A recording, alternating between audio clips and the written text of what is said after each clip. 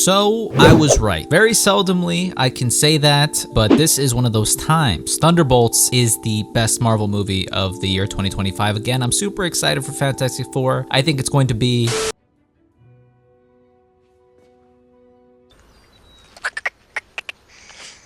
get the hell out of here.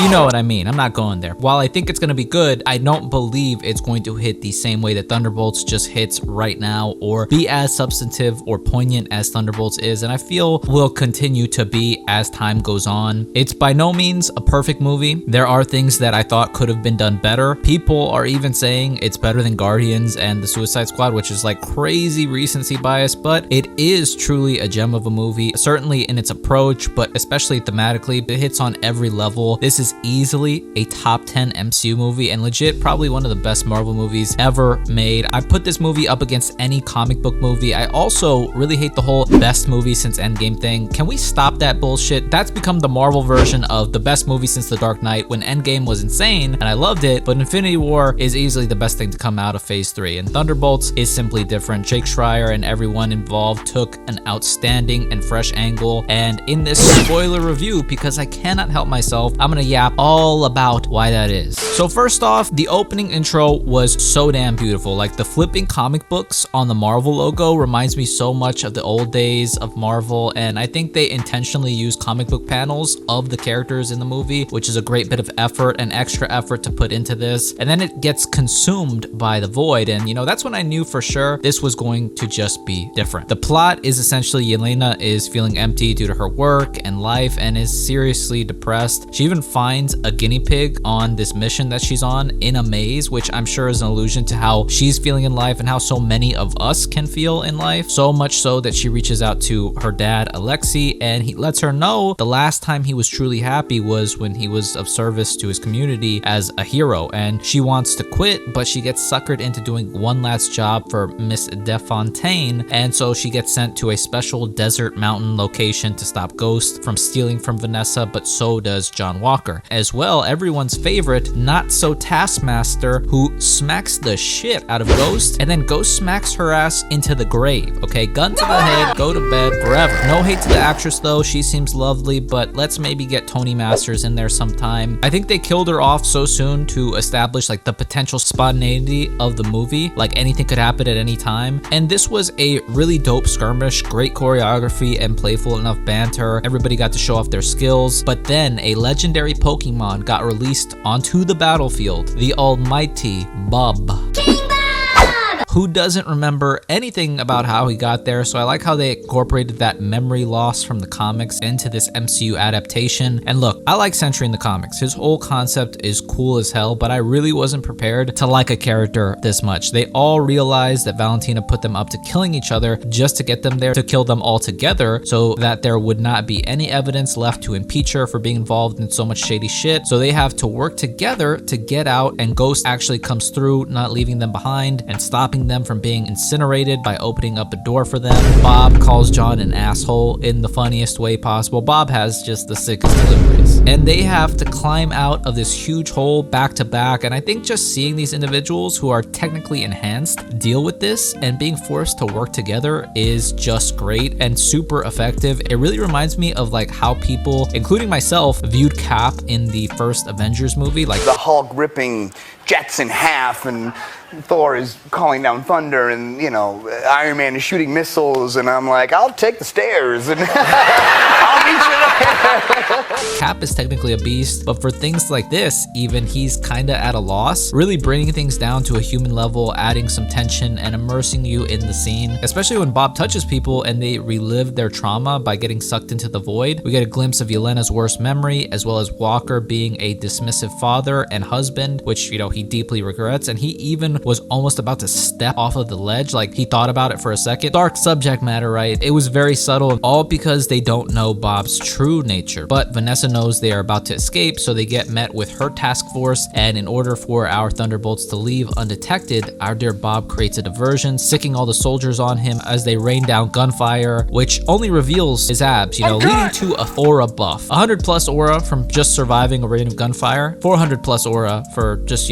having low enough body fat percentage for abs. Alexi gets tipped off to this from being Valentina's literal limo driver and goes out to pick them up, and that's when Bucky comes through to get them in Winter Soldier Terminator style and was going to bring them in to use them as evidence of Valentina's nefariousness, but instead he gets a call from Vanessa's assistant, Mel. She calls Bucky to let him know Vanessa plans to use Bob's powers, but they're way too unstable. Vanessa and Bob have a very similar dynamic to that of Stillwell and Homelander, except not as perverted or sexual or as deep, but surprisingly almost just as effective. She plays into Bob's insecurity and gives him confidence and motherly comfort, sans the milk. So Bucky becomes a Thunderbolt and they go to the New Avengers Tower, or the Watchtower. Uh-oh, is that a spoiler? Well, at this point, it's still the Oscorp Tower, or the Watchtower, which what the hell even was Vanessa's company? It's like a mix between Oscorp and Roxxon, like just pick one. But they come to confront Vanessa and she pulls out the Sentry card, but Bob is still in there and he's just a sweet boy and he's like, guys, just surrender. I don't want to have to hurt you. But they force his hand and he whoops their asses handily, not even really breaking a sweat. I never remembered him having telekinesis or even like heat vision in the comics, which he has heat vision in a very unique way where it's not even a beam, but it's literally he microwaves what he looks at, which is super dope. But he bitches up the whole team. Tacos the US agent shield. Bucky takes off his jacket to aura farm for a bit and then gets his arm taken off and smacked the shit out of with it. But Bob is still in there, so he doesn't kill any of them when Valentina orders that, which was very sweet, and he lets them flee. I also really like how they didn't forget Bucky there and they had that little maneuver, Alexi and John Walker. That was pretty sweet. That's when the Void starts peeking out and he's like, why should I even listen to you? So they hit the kill switch on Sentry, but that just releases the Void. Before he can really come out, Yelena airs out the whole team and herself, and it's just real as fuck. Like, she tells Alexi, like, yo, why haven't you checked in on me if you really care? And he was like, I didn't think you'd want me. And she just goes little kid mode and calls him daddy and lets him know all she does is look at her phone, go to work, drink, and think about all the times she fucked up. Does that not sound like yourself and every single person you know? Does that not sound like the bane of a generation right now? Like, it's so simple and effective and poignant, the subject matter in this movie. Like, it just cuts straight to the heart of the issue. Even if it doesn't give you the answer, it's like so satiating that they're even talking about this shit. People feel empty and alone and they're sad and they're afraid to reach out sometimes because maybe they feel like a burden or they feel like people are gonna reject them, and they think it's easier to just sink into solitude. Everything kind of sucks right now, right? And people want answers to their sorrow, and they're very hard to find. Alexi locks in and goes dad mode and lets her know, like, I don't see your mistakes when I look at you, and that she has the power to light up every room that she's in. She matters, okay? And that's when the Void comes through, and it's so meta because it's like, why fight this unstoppable thing? And he's shadow stomping everyone into the Void, and the movie only gets better from here. They team up to save people from the falling debris, and they lift a wall of concrete as a team from smashing a woman on the street, which was a little like, okay, we got 3 super soldiers here, what are we doing? But it was beautiful. I love the teamwork, so it was just wholesome core. Shit like this, where citizens show love back for the heroes, and the heroes are doing like street level shit, like actually, is so nice. Guardian has a moment saving this little girl, a reflection of Yelena, I'm sure, and then that same little girl gets voided, which was totally unexpected, and that takes balls to do. The Dread Abyss is consuming the city, and Yelena recognizes that that is Bob, and she goes in fearlessly.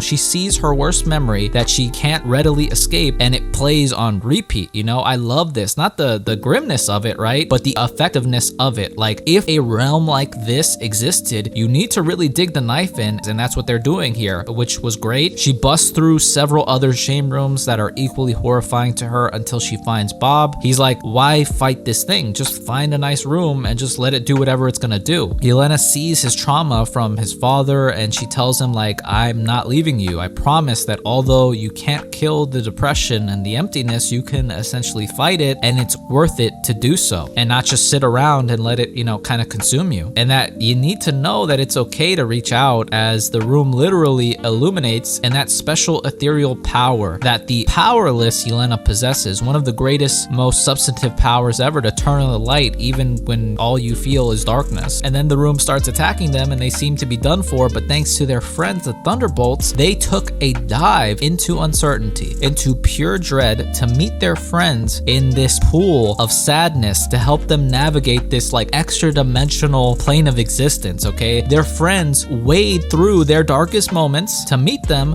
where they're at their darkest moments to help them out of it. The shit is fucking beautiful, man. It reminds me of this beautiful quote from Trista Mateer: "Unwrap the worst things you have done. Watch me hold them up to the light and not even flinch." Like there are people that would risk potentially navigating a minefield of their darkest moments just to help you get to a better position in your minefield, because they want to help you suffer less, because you matter that much to them to do that. People that know your darkest secrets but choose to see the good in you. Mattering to the people who matter to you is absolutely everything. So they travel to Bob's worst moment through the maze, which I love, this weird ethereal realm. It's so damn good. They fight his methed up chicken suit sign spinning self, which was hilarious. They find where the void was created and resides, and he legit faces his darkness, who not only physically fights him, but berates his spirit, creates distance from him and his friends. He's beating a part of himself up, which does absolutely nothing for him. Yelena uses that special power to escape, uses pure heart to evade all the debris the void is sending her way to create that addicting distance that tricks us all into believing it's the answer, and she embraces Bob, lets him know that she's here, and everyone follows suit for their dear friend Bob, letting him know he matters and that he's not alone. I could not contain the tears here, players. I was leaking from my eyes. Sometimes a hug really does make everything better. If you didn't at the very least get teary-eyed, get the hell away from me, you shark person. The movie ends with Valentina finessing the situation to announce the Thunderbolts as the new Avengers, which was very Dark Avengers coded, but now she's basically their bitch. And then we get some sick end credits, the Wheaties box, which was actually pretty funny, and with the gang. Bucky looks like he's in his final form, man. He's majestic as hell with the hair and the fit. Bob's sipping on a milkshake, and Red Guardian has the Human Torch fit. Sam is forming his own Avengers, which is interesting, and that he's trying to copyright Avengers, which I can't believe that wouldn't have already been copyrighted. Big thing was the extra dimensional craft, which was the Fantastic Four spaceship, and people absolutely went nuts in my theater. The young gentleman next to me started clapping and screaming like crazy. Me, not so much. So many people were saying that like the post-credit scene was next level, and I'm like, you know, I guess, sure, you know. I thought legit an X-Men was gonna show up, but I envy that excitement that young man had. Maybe he was the same age as me, I don't know. I bet that whoever is in that ship isn't who we think it is, and that would go hard as hell if it was Doom. I think we'll find out very soon, but I predict this movie will age like fine wine. I think on all levels, it's so impressive. Like, I feel that some things could have been explored more, like Ghost Pass or Red Guardian in the Void. I feel that would have been a great way to show what happened to the mom, or even more on where John Walker has been since we left him in Falcon and the Winter Soldier. But it's almost even just the fact that they don't spend time on any of that stuff and they're still able to get away with it. That is really astonishing. I think I heard the flick pick, and shout out to the OG John Flickinger, say that it felt like the third act was just a typical MCU movie, but I really can't see that. Like, forever people were bitching about the endings being big CGI fights, and now we have the most personal and intimate way to climax an MCU movie, and it's somehow formulaic. You know, personally miss me with that. I think when the movie hits, it hits hard, and it hits several times. I think most of the movie is so good because the subject matter is so poignant in today's age with so much depression going around and emptiness and dread, and it gives you a semi-practical way to deal with that. They just execute extremely well. It reinforces that reaching out is not for weak people. You know, it can be quite difficult actually. It's powerful, more powerful than things like the Sentry or the Void, that regular Bobs can reach out and become fine. Whether you have a friend group or not, I think the attempt to be communal might actually be the thing that saves you from the Void. It's so easy to be alone, to sink into solitude and call it strength. I'm just as guilty myself, players. You get older in life and life weighs on you, and it makes everything, even seeing the people you care about, that much more difficult, to where it tricks you into believing it's not worth the energy, but it is. It probably is. I'm so continuously moved by this movie. I can't wait to see this with my best friends. I can't wait for more people to see this movie and be interested in these characters, and in particular Sentry. Paul Jenkins, the creator, seems to have really liked what has become of his creation, so that's always thrilling to see. I just became the biggest Lewis Pullman fan in the world right now, and Florence Pugh Pugh is just on another level in this movie. She's typically always a highlight, but she was just flawless in this. Everybody did such a great job. And also the score for this film, it was so weird and like uplifting and triumphant. Like the score really went hard. I think it was by Sun Lux. That's why Thunderbolts, or the New Avengers, is getting a fluctuating 8.5 to 9 out of 10, just because of at times it felt like maybe they trimmed just a little too much fat from this story. But upon rewatching, it's clear that less was way more. I know life can be grim and not all of us have support systems or even friends, but I think it is practical and worth it to reach out to people. I think we can try to supplant being actually social with social media, but I think real people need real people, really. It's hard, people suck ass sometimes, but maybe it's worth it just to find that out. Thank you to all the players, everyone who reaches out to watch these videos and make me feel like I'm not just in a void and that I matter. And this is a comic concept, big Bob virtual hug, letting you know that you matter to me in the way that you can. Treat yourselves well, players. You deserve it. And thank you.